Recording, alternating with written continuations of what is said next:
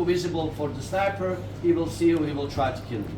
He tried to kill me once, bastard, half a meter from me, the bullet shot in front of me. I'm still alive because I was too far away.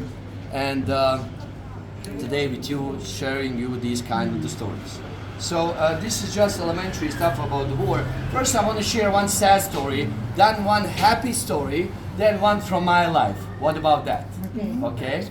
Let's do the sad. Let's do the balance a little bit. Sad and happy moments, because that's life. Before the war, Sarajevo was a city with the biggest amount of the mixed marriages. We had more than 3,000 mixed marriages between different religions. What I miss about Tito's Yugoslavia, and Tito has a statue in Mexico, my dear friend, this is really true. No one asks you what religion you are. It was just important that you're a good man. I love that. So let's do this story. Romeo and Juliet of Sarajevo. He was a Serb boy, she was a Muslim girl. They fall in love in 1984. They stayed together more than 8 years. In 1992, they decided to get married.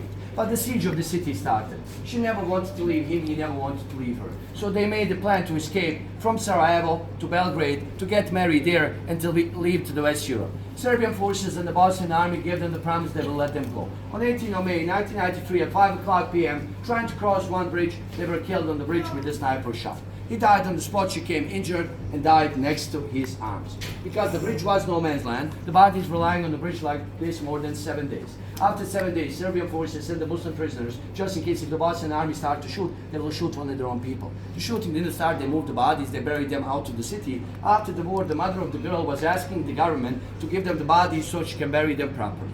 If you ever go to the multicultural cemetery called Lion, you will find their grave in the shape of the heart with their last profile pictures on the heart. If you want to know more about them, just go on YouTube and put Romeo and Juliet of Sarajevo, the title, 1 hour documentary details about this couple on English language that you can find. Yes? So it's true? It's true story. Yeah. The movie? That's so sad. The movie is a documentary.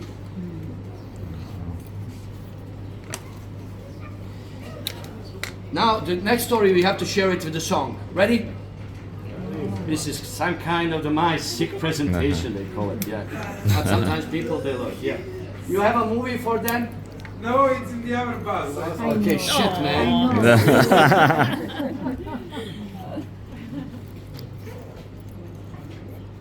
Okay, someone will hold this phone like this. Is that okay? Thank you. Ready? So listen to this, guys. During the siege, we called Metallica to perform here. They said no. Of course they will say no. We called Rolling Stones. They said no as well. Then we said, is there anyone who will come here to sing for us? They said there is one man. His name is Bruce Dickinson. And the Bruce Dickinson is the lead singer of the Iron Maiden, legendary band from England. Oh yes. He's a pilot in real life. He's a professor of the history. He's a champion in fencing. He's a multimillionaire. He saw Sarajevo on the news and he said, how can I get there? Is there a way? So what he did, he was flying to Split to Croatia with a plane. His helicopter was damaged, so he said, I'm gonna keep moving. So he went in the back of the truck like homeless, risking his life, driving from Split, came here in 1994, spent 4 days here under the siege. He said it was the longest 4 days of my life. And made a secret concert in the middle of the war for 300 young people.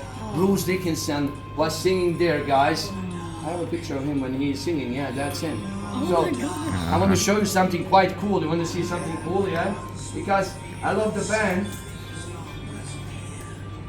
Just a second, yes. So guys, that's me.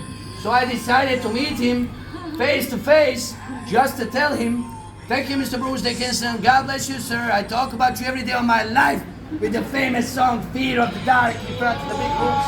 People love the story, how we came here and made our life a little bit happy in the most difficult moment in that way. So I gave him a gift. I gave him the copper coffee set with the cakes for the coffee. He became honorable citizen of Sarajevo. So if you love the story, and I believe, guys, you do, find the documentary. Screen for Me Sarajevo. It's one of the best movies that you will ever see in your life. How the legendary leader of the Iron Maiden came here and made a concert. When I was watching this movie, I was crying and laughing at the same time. Yeah. Thank you so much. One more story? Thank you so much. Thank you for filming. Make me famous, guys, so I can go to Bora Bora. One day, I promise myself. Marlon Brando has an island there. French Polynesia, fantastic heaven. I love beach, the sea, and the cocktail. Not anymore the ladies because I'm married, but before it was quite fun. Okay, so here is one story from my life. Ready? During the war, I was a kid here, living with my parents, and good people around the world were helping us, collecting food in schools, families. I really received a package from the States, and I received a package from Norway. Inside the package from Norway, there was a letter on English language. You know Norway, Scandinavian country, full of the oil, money, good standard of living, yeah? It's on my list as a 10th best place on earth. I have a list of the 10 best countries. New Zealand is number 1, actually, yeah. New Zealand is the less corrupted country in the world. 70 million sheep and 5 million people. I love lamb meat on the barbecue. No, really, Lord of the Rings was filmed there, and Kiwis are one of the best people that I ever met in my life. Second is Australia. I love the beach. They have nice beaches. They're one of the best. So, listen to this. My mother was keeping this letter in her wallet 25 years, and 5 years ago she said, Enes, my son, can we find this boy on Facebook to tell him thank you for the food? It's never too late. I said, yeah, Mom, that's an amazing idea. Let's do that, because his name and the last name is here. That's his picture, actually, on the letter. I managed to find him, send him this letter asking him, sir, is this you? He said, oh shit, man, this is really me. How did you get this? I explained him what happened, told him, thank you, sir, God bless. Thank you for the good food that you sent us. It was so much important for us in that day. And one guest from Norway was with me on the tunnel tour. He said, Enes, listen, man, I love the story. I'm a famous journalist from Norway. Can I share this story on the Norway newspaper? I said, yes, sir. So that's my face on the Norway newspaper with my iPad, with my big head, actually. That's the letter. And that's the picture of the boy today with the message of the thank you. Yeah. Oh, that's amazing. Nice story. I love that story. Thank you so much. Well, guys,